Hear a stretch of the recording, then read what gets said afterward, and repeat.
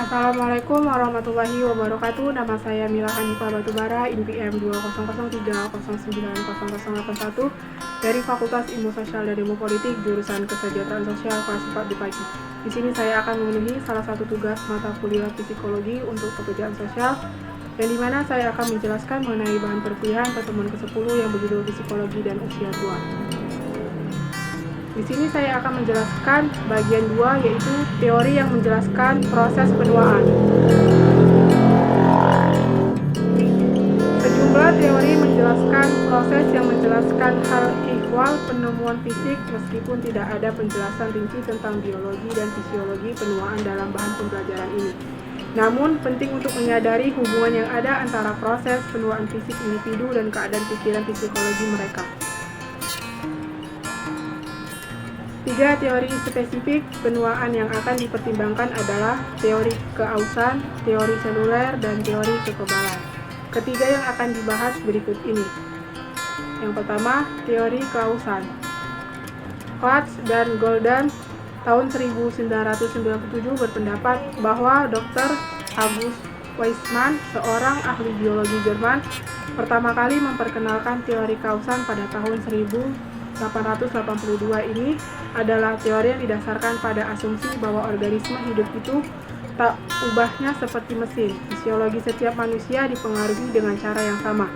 Teori ini mengandung makna bahwa seiring waktu tumbuh menumpuk kerusakan dari faktor eksternal seperti populasi serta dari faktor internal seperti pola makanan yang buruk. Pada usia tua mencapai tumbuh rentan terhadap faktor utama yang menyebabkan kematian individu.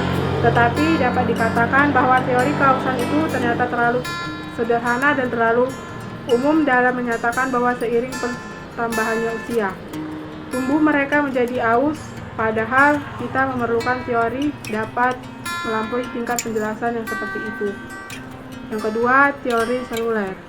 James tahun 1995 menjelaskan bahwa teori seluler menyelidiki bahwa penyakit muncul dari mikroorganisme di dalam sel-sel tubuh. Secara khusus, teori ini berkaitan dengan cara-cara yang memunculkan masalah dalam pembelahan sel yang terjadi sepanjang hidup, dan hal itu berkontribusi pada kondisi degeneratif yang dapat disaksikan pada tahun-tahun berikutnya. Misalnya, kesalahan selama proses pembelahan sel dapat menghasilkan 2 sel yang rusak, yang kemudian akan membelah menjadi 4 sel rusak, membelah lagi untuk menghasilkan 8, dan seterusnya. Seiring waktu, sel-sel yang rusak ini pada akhirnya akan merusak fungsi bagian tubuh. Tempat mereka ditemukan. Bidang minat kedua dalam teori seluler adalah akumulasi zat beracun di dalam tubuh saat berkembang menjadi dewasa akhir. Yang terakhir yaitu yang ketiga, teori kekebalan. Max Hancock tahun 2000 berperan dalam mempopulerkan teori kekebalan. Dalam teori ini, penuaan dijelaskan pada tingkat fisiologis daripada tingkat seluler. Pendekatan khusus untuk penuaan ini menunjukkan bahwa perubahan yang terjadi pada sistem kekebalan tubuh pada akhirnya akan mengakibatkan degenerasi fisik. Adapun beberapa variasi dari teori kekebalan penuaan ini. Aspek pertama, teori kekebalan didasarkan pada asumsi bahwa sistem kekebalan tidak dapat mengenali sedikit penyimpangan atau kesalahan dalam struktur molekul dan karakteristik sel.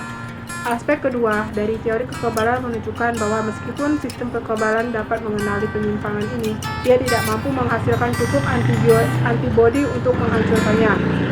Cukup sekian presentasi dari saya, kurang dan lebihnya saya mohon maaf. Saya akhiri dengan salam. Wassalamualaikum warahmatullahi wabarakatuh.